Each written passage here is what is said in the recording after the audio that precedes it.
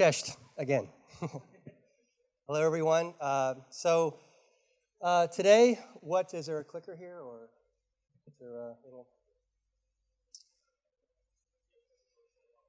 What I'd like to do now that we've talked about how sexy Postgres is and how attractive it may be for your organizations, I'd like to spend this time with you talking about ways that you can begin to actually deploy Postgres in a thoughtful way to begin to reap those savings and invest those savings in your business the way you need to. And as soon as I can advance the slides, I will share that with you. Can someone back there just hit the next slide, or wherever it may be? Okay. Okay. In the meantime, how many of you come from businesses that run Oracle? Not as many. How about IBM DB2? Okay. SQL Server? Okay. Here's the big one. Postgres. Ah, very nice. Very nice. Excellent. Okay.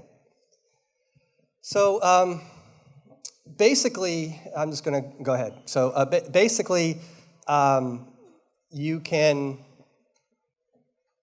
works? Ah, excellent. Thank you very much. So with Postgres, if you're using commercial databases, some of the ones that you all said you have, you can expect to cut your database costs by 70 to 80%. And so, the real question is, with the maturity of Postgres, how can you really justify paying a premium for a commercial database? And even more importantly, what would you do with the money that you can save by moving to Postgres or open source databases?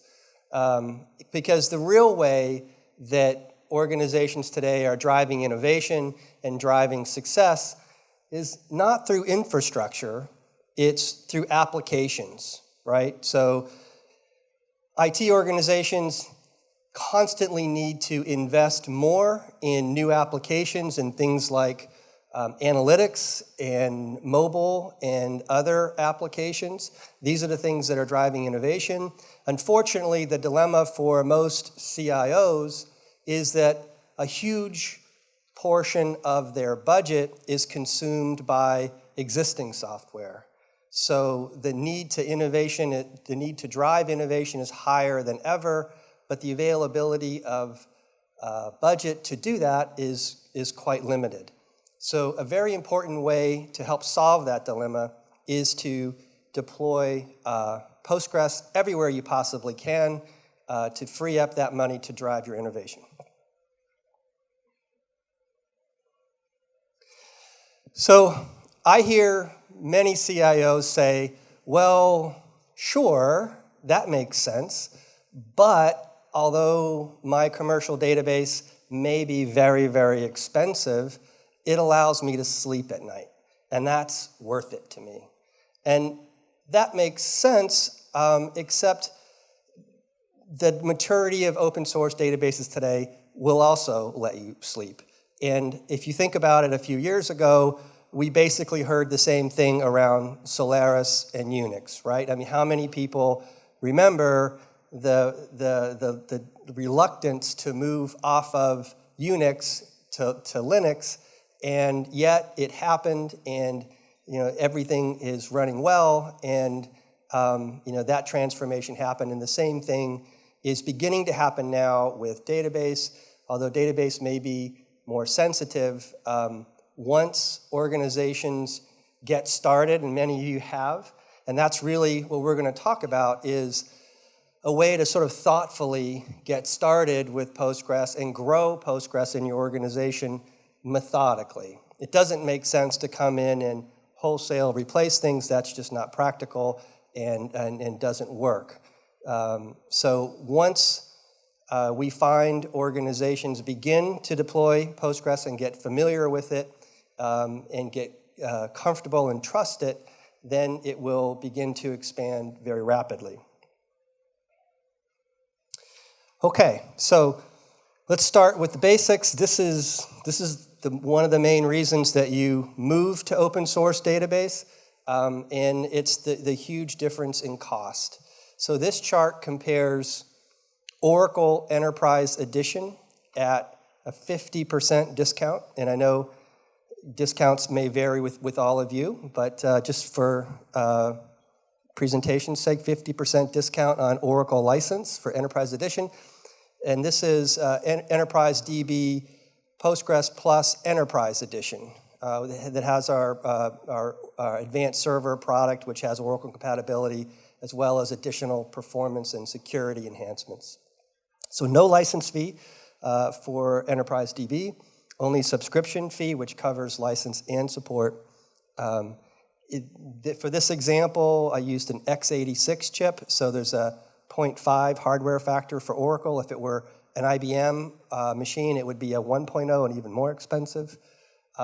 So you have the total license.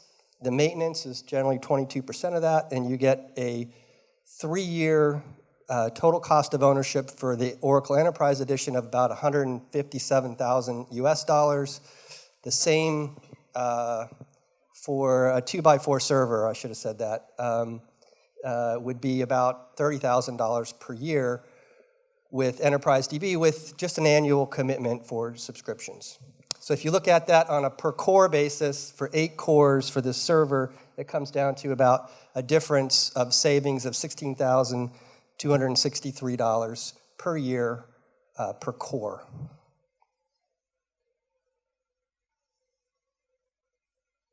Okay, so given that, how do you think about beginning to implement Postgres in a way that's effective for you and your organization?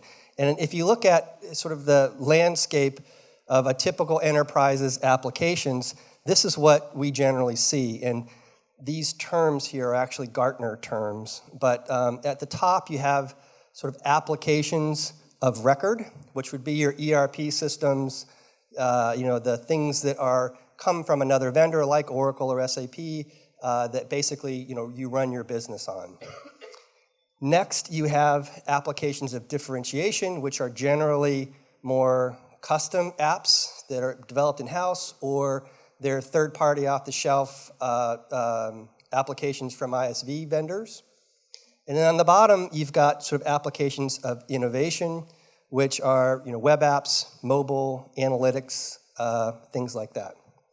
So the area that is the best fit for Postgres are really the second and third layers.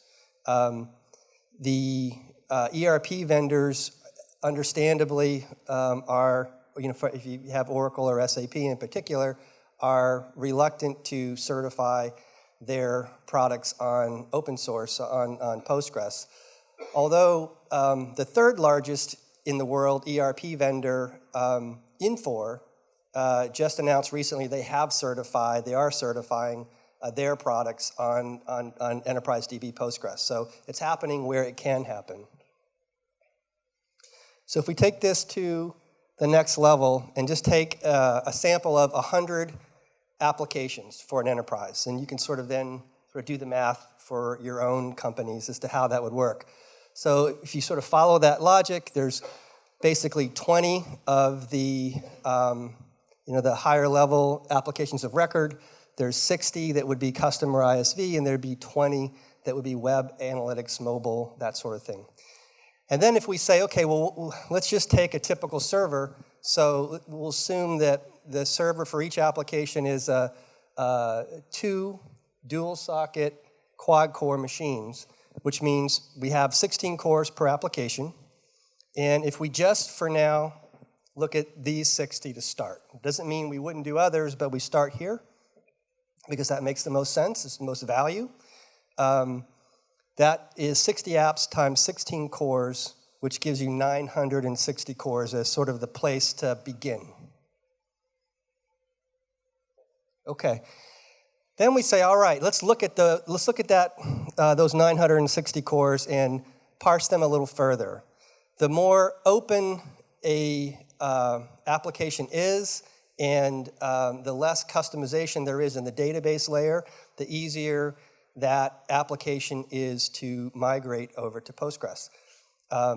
EDB has a service that we do a migration assessment of your application to help identify the applications that fit into this first tier, the easiest tier. And usually we see about 50% of those applications fit into that first tier. So if we kind of follow that now, we parse it a little more as the place to begin.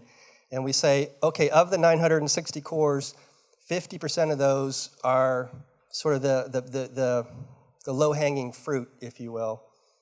And those will generally take less time. Sometimes it's 1 day to migrate, but here we said, 1 to 15, 20 days, so 15 days for purposes of this exercise.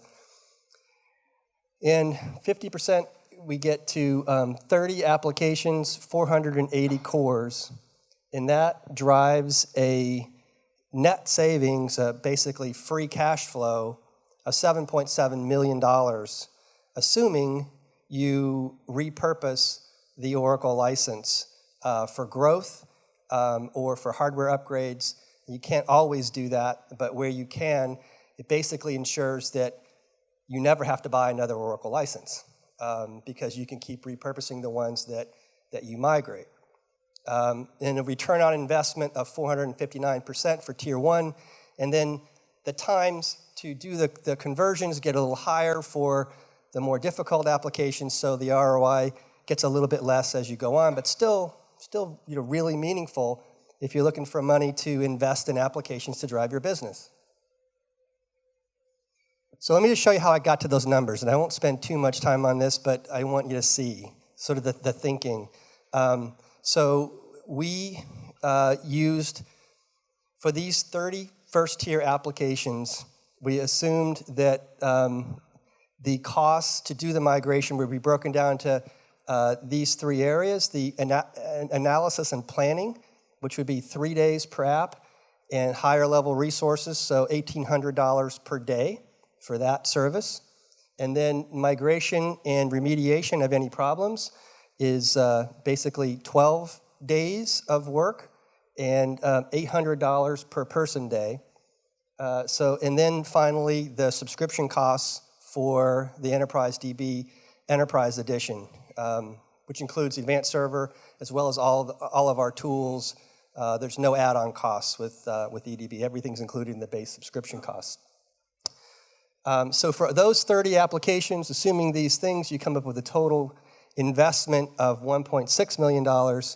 And then if you look at the corresponding savings from the Oracle applications that you migrate off of, there's a $9.4 million cost reduction there, again, assuming you repurpose the licenses, which gives you the net free cash flow, the net savings of $7.7 million, or 460%. So even if you don't repurpose all of the licenses, there's still a significant savings just based on the subscription cost versus maintenance cost for Oracle. But more importantly, you don't have the same kind of licensing issues because EDB is open source based and subscription model. So if you want to move away from EDB or from Postgres, that's your choice. There's no fees or penalties for doing that. Okay, so this is what Gartner says about the key drivers for open source adoption, the things that you need to make the transition successful. And my talk earlier, when I showed that little chart that they have from their latest paper, one of the key reasons why the TCO for open source now is so much greater is because a lot of these things are much more available. So available DBA resources, if you're an Oracle shop, Postgres Plus Advanced Server has Oracle compatibility in it, so it uses the same Oracle syntax, the same Oracle stored procedures, basically. It's written in PL SQL, so your DBAs can transfer skills very, very easily, and it'll be easy for them to move to Postgres Plus. Available tools for administration. We package into our subscription all of the tools you need for monitoring and management, for replication, for backup, and for failover. So functional completeness necessary to support rich applications. And Gartner specifically mentions EnterpriseDB for our support of Oracle PL/SQL. And then the functionality necessary to support the needs of your application and obviously support. So, and I already mentioned the Infor moving to certify EnterpriseDB. So this is what Gartner says you need, and that's really what EnterpriseDB provides. EnterpriseDB basically enables enterprises and governments to take advantage of Postgres. So if you're an enterprise or a government and you want to use Postgres, you need support, you need training, you need services, and if you have a need for Oracle compatibility or higher level performance like partitioning or resource management or row-level security auditing, things like that, then our Postgres Plus Advanced Server really provides that. And EDB is a database company. We employ most of the leading Postgres community members. So we have a very symbiotic relationship with the community. We develop a lot of things for the community, and we work really closely together with them. So just quickly, EDB was founded in 2004. We're a global company. Most of our business is with enterprises and governments and other ISVs. And as you saw earlier, we're the first open source company to be named in the Leaders Quadrant of the Gartner Magic Quadrant. Which, here it is again. So I mentioned our Postgres Plus Advanced Server, and basically the Advanced Server is always synced with open source Postgres. So at its core, it's open source Postgres, and then we add on top of that the additional capabilities around security, performance, the bundled tools I mentioned, and then Oracle compatibility. And if you're interested in the Oracle compatibility, there's an extensive list of all of the compatibility technical requirements on the EDB website. And so the Oracle compatibility really enables you, I mentioned this earlier, to basically continue to run the way you've been running. It really makes change management far easier because the skills of your Oracle DBAs will transfer very well, and there won't be as much resistance once you get them to start to use it and see how similar it really is.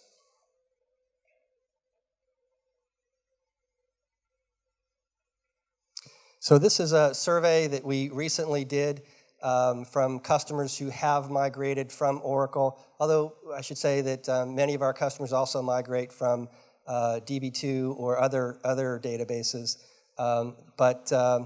So you see that in 51% of the cases, the databases were able to be migrated with very little changes to the application. And again, the process that we have, which we have here, shown here, is available to you to help you sort of develop a strategy for migrating applications and for just implementing Postgres overall. So we have a very well thought out methodology for doing this. In the assessment phase, I mentioned this earlier, we have a migration assessment capability where you basically take a schema without data, and we have a program that analyzes that, and it comes back in just a few seconds and gives you a rundown of what the compatibility actually is and a specific idea of how difficult that application should be to migrate to Postgres Plus Advanced Server. If you have interest in this, our partner Linux Polska can perform this service for you and would be happy to help you get started. Usually what we like to do is have our team with Linux Polska do the first one with you, but after that you can do them yourself. You don't need even to have us involved. You can look at your applications and determine really well sort of that low-hanging fruit so you can begin to reap the savings. And then for migration, we have a database migration toolkit that helps you to migrate the schema and the data from Oracle, MySQL, or SQL Server databases. So it's a very, very effective tool and makes the whole process much more manageable. And again, Linux Polska can also help you to do this. And then finally, in deploying, I mentioned already the suite of EDB tools that are available. And EDB has 2 subscription levels, a standard edition and an enterprise edition. Both editions contain, as part of the subscription fee, all of our tools and support. Really the only difference between the two is the standard edition is open source Postgres database. So if you're already running an open source community Postgres, you can get advantage of all the tools and all the support and all the services.